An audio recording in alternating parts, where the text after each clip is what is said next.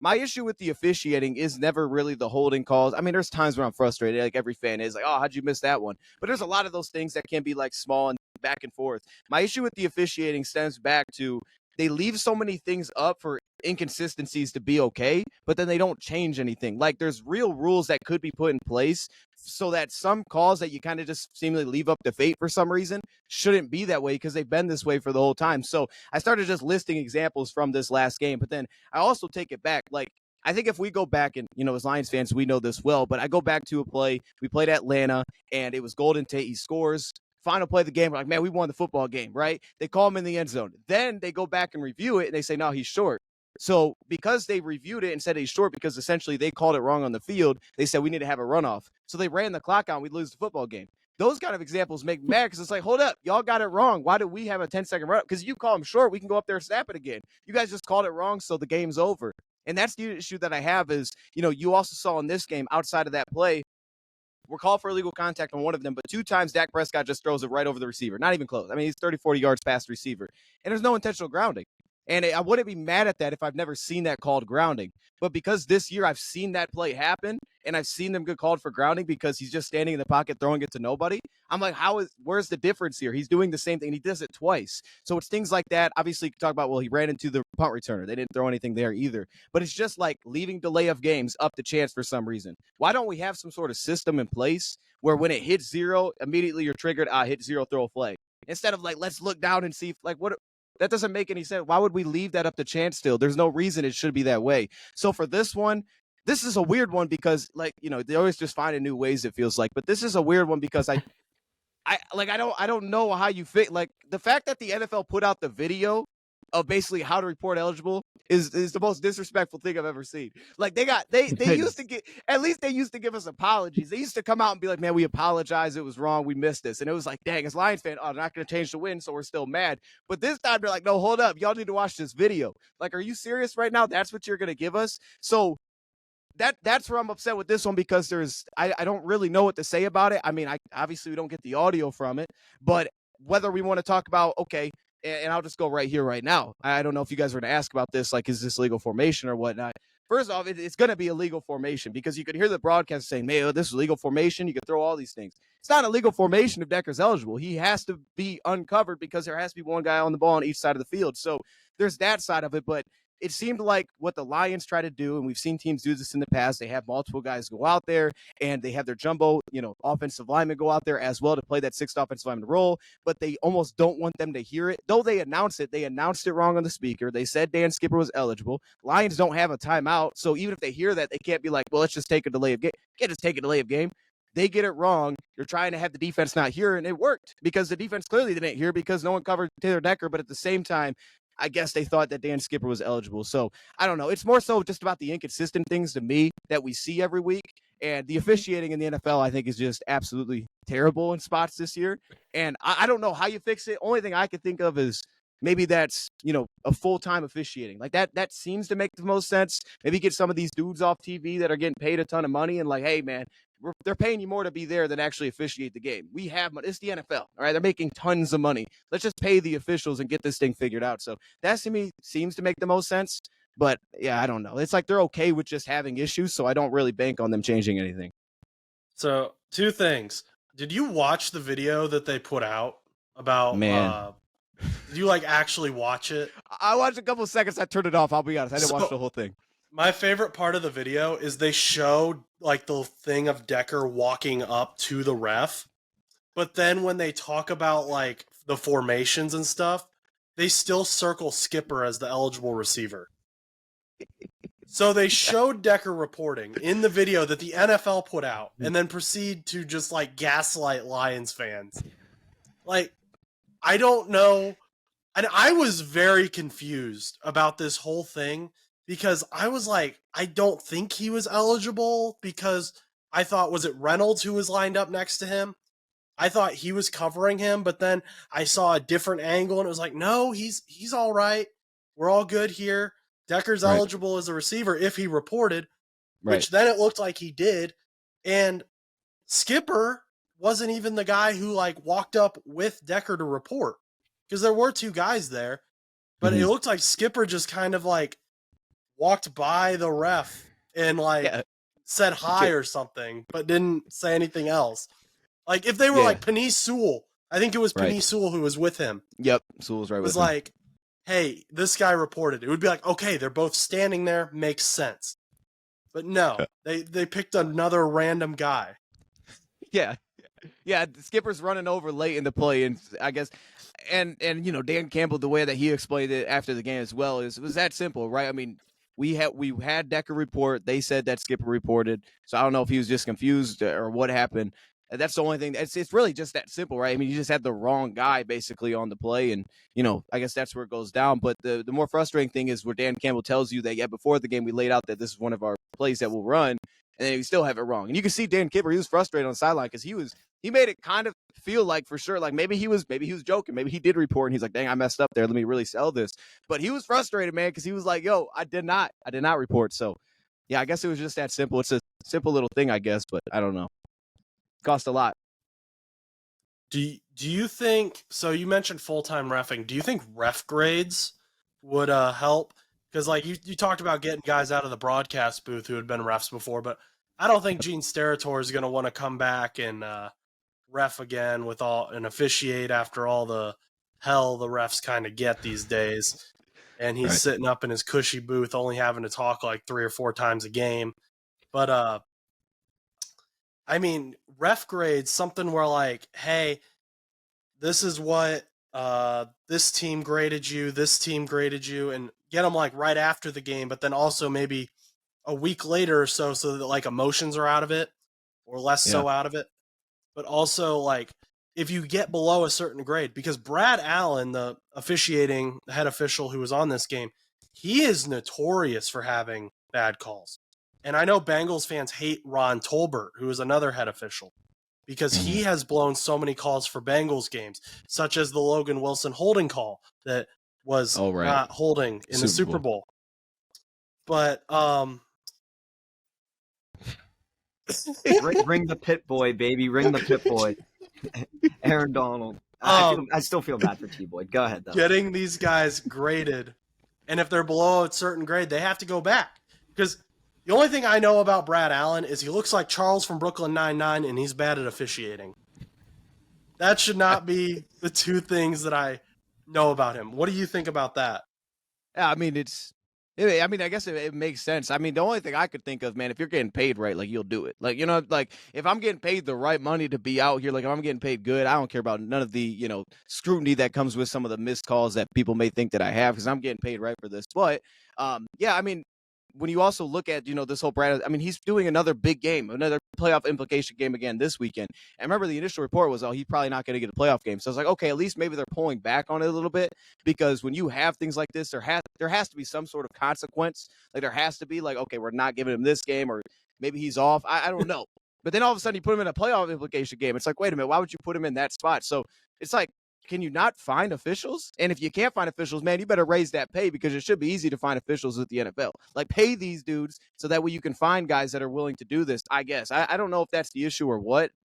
I don't know. But I think that makes sense. Maybe like a little grade system. I mean, in the moment, to your point, if you did it right away, every team would probably hate the officials. So it may not be great. Everybody's giving Fs out. But yeah, I mean, maybe that's something that the league, because I feel like a lot of times the league will come out and say, we had this wrong, right? So maybe the league can almost just do their own grading system, which is why this one feels so weird, because if Taylor Decker did report as eligible, then why are you putting this video out there? Because at least if you just said, hey, we were wrong on this one, then you could come back and now you got a legit grade because like he was wrong. All right, well, knock him for that. But if you're like trying to like, no, he was wrong, he was right. They love Brad Allen. He's got something I don't know. All right, Brad Allen's doing something off the scenes that we don't know. But the thing is, man, so I don't know. I like that. I like the grade thing. Maybe from the NFL kind of deal. That way the teams aren't just all upset about it, because I know teams send in like questions about certain things. But yeah, I think it makes sense. Something needs to change, whatever that is.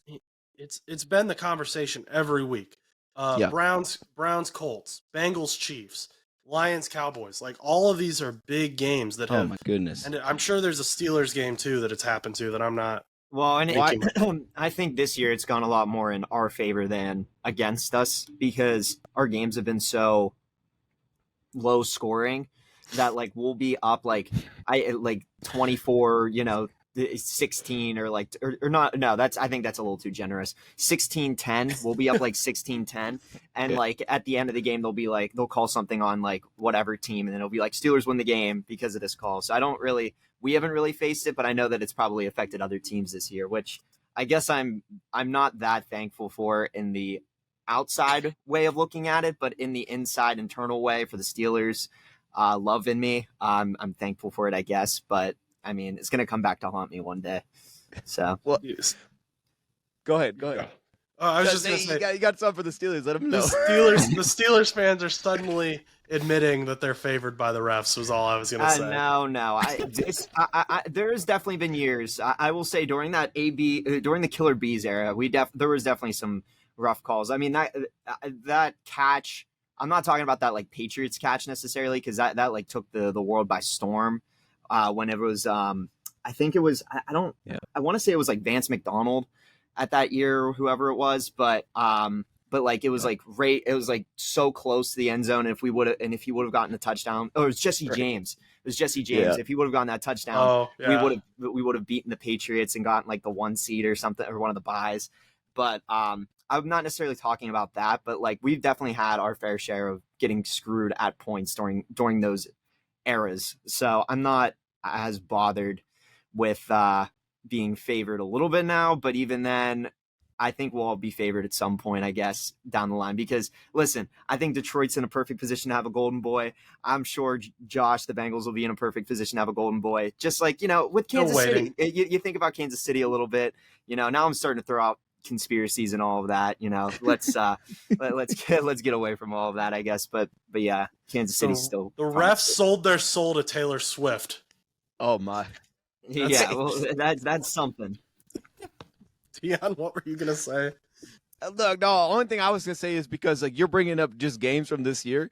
It's like bad when I could just come up with random examples top of my head. Like immediately came to my mind, Green Bay, Kansas City. Now I understand I'm not ever rooting for Green Bay, right? And so I had to be rooting for Kansas City in that one. But still, like the obvious PI that they missed at the end of that game, I was like, wait, what? So, and look, and again, the issue that I have is not always like these in between calls, because sometimes they're just tough on the fly, and I don't know why they took away reviewing anything. I understand they weren't overturning any PIs. I would bring that back. I'm cool with the game slowing down. If we got review, let's just get the dang thing right. I'm fine with that. But I guess then it would also take them also understanding what rules are, like what is a catch. That's still something. It seems like we're trying to figure that out.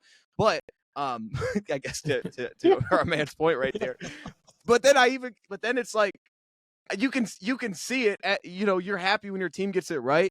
Like, and it goes in their favor, but I can still, as a Lions fan, see times where the other team is like, dang, that was pretty bad. Obviously, a lot of it comes like roughing calls, but then there's also, like, again, the delay of game kind of thing where I saw earlier this year, this is the example, earlier this year, the Lions, there was like a half-second difference. So they let the clock run and they said nothing. There was like, all right, we're going to end the quarter or whatever. And it's like, okay, cool. Next time we do it, they threw a flag. Like, wait a minute, we got away with this last time.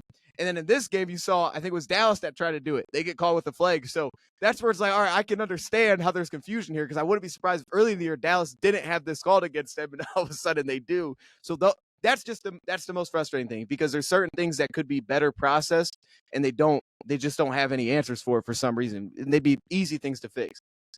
Yeah. Speaking about Packers, though, real quick, I know that Josh, you sent me this clip a couple of weeks ago, back in November or whatever. When we played the Packers, and you remember when Kenny Pickett threw that like backwards pass to Jalen Warren? They called it an incomplete pass, and it probably should have been a fumble. Yes. So I know exactly what player. Yeah. So I mean, there's definitely maybe the refs are up for the Packers maybe a little bit. I mean, about darn time. You know what I mean? but yeah, I mean, like it's definitely noticeable. I mean, I know this was even a long time ago, but like I feel like, I don't know if it's just this year, it's just so much more amplified that I'm noticing it. But like even that Rams Saints game, I still have a picture on my phone of the referee looking right at that pass interference play during that. I don't know. I think it was the divisional of the NFC divisional. Mm-hmm. And it's just like, I have a picture on my phone still of the ref staring right at the play as it's happening. And they're like, there was no PI on that. And I was like, and I don't know why I kept that on my phone, but I was just so upset by the fact that like there was so much like referee bad stuff going on. Yeah. And now it still doesn't. And now it's like like it doesn't phase me anymore, but it still bothers me like so much because like I'm in high school and I'm like the refs deserve to perish, and you're like, whoa, dude, chill out. It's not that deep, bro. And it's like, and then but here we are. Let's hope for a change, I guess. Yeah, it's not that deep till they let Aaron Donald line up off sides and kill Joe Burrow. All right. Or let Chris Jones line up off sides and kill Burrow, Jake Brown. He's okay. Well, not this season, but he's okay. He's not dead. He's okay. Aaron Donald didn't kill him that bad. No, but should have won that game. Jamar was wide open. Never forget. Hey, yeah. What? Look. No, I'm choking. My thing is the one thing I hate hearing, and I get it when fans are like, "Oh man, don't let the officials matter." They're gonna matter. The games are too close in the NFL. I think it's like 50% of games come down to one score. They're going to matter. So the idea is great on paper. I understand it. They'll just take it out of their hands, beat them by 2 touchdowns. Yeah, that sounds beautiful, but that's not how it goes. All right, these official calls are going to matter. So I know I may be alone on that, but I'm okay with reviewing everything. Like the PI thing, for example, I would be cool with teams being able to challenge PIs again. Even if you're not going to overturn but 1 out of 50, like it's okay with me because that Saints, Rams one, I don't know if it was like within 4 minutes or something like that, but that's like one right there. You challenge that. And that should be, I mean, if that's not overturned, I don't know. I mean, that's crazy. That one should have been overturned. So yeah, like I'd be cool if that was back in the NFL. Same with roughing. Yeah, I was going to say they really should bring that back because I always complained about certain situations where I'm like, that was not PI, or like that play was just terrible. Like, I don't know where they're catching PI from.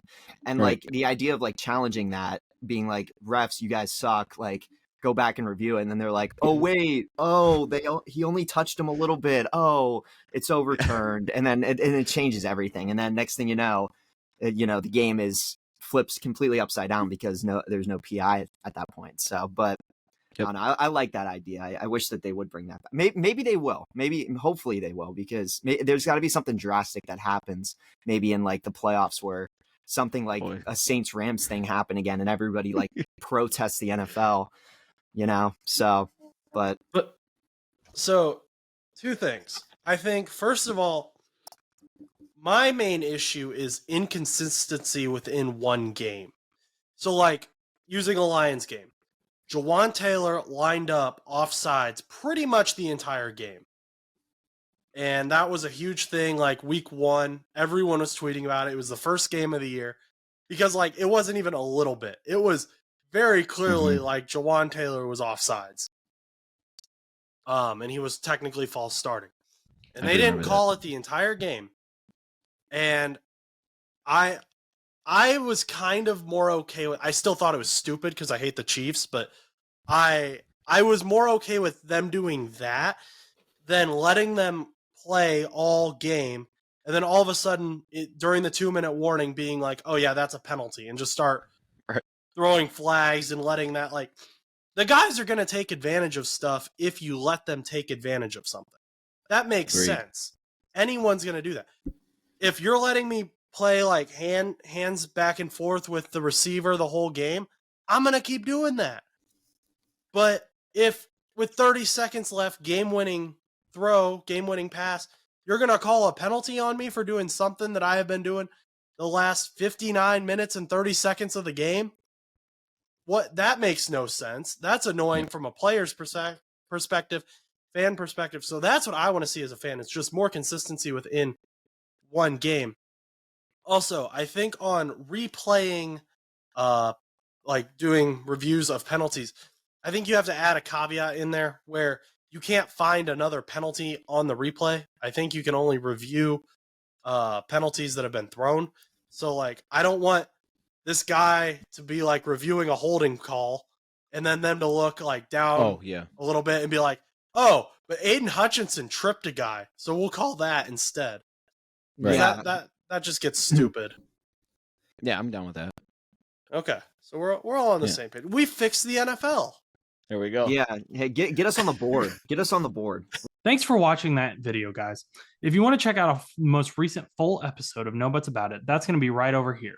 Yeah, right there. Check that out. And if you just want to see more short clips, we're going to have one right over here for you to watch.